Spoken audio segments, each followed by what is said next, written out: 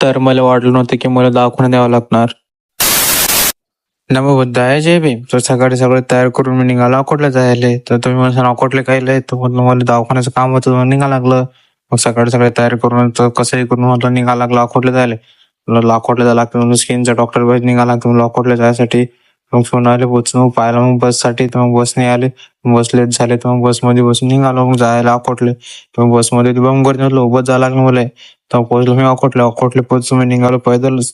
दवाखान्यामध्ये जायला म्हणलं जवळच होतं म्हणलं तू पैदलच जायला लागतं म्हणलं आपल्याला. मग दौडून निघालो एवढं मग तप्त्या उन्हामध्ये पैदलच मग पोहोचलो तर हॉस्पिटल बस मग हॉस्पिटल पासून मग गेलो अंदरे. मग लावला आपण नंबर मग नंबरला मग लागला आपला नंबरच. मग बसलो नंबर लागला तर आपल्याला तर मग नंबर लागला मग आपलं झालं. मग पोहोचलो मी मेडिकलमध्ये मेडिकलचं सामान घ्यायला. मला मेडिकल सामान घेतलं आणि तिथून निघालो घरी जायसाठी. मला आपल्याला भरपूर उशीर झाला होता म्हणून निघायला लागला आपल्याला घरी जायसाठी.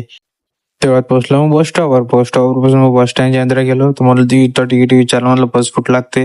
मग बस लागली होती मग बसमध्ये बसून चालणं म्हटलं घरी जायला.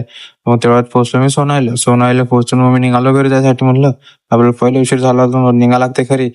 तर तुम्ही लवकर मला फॉलो करून घ्या आपल्याला 1K फॉलोअर कम्प्लीट करायचे आहेत.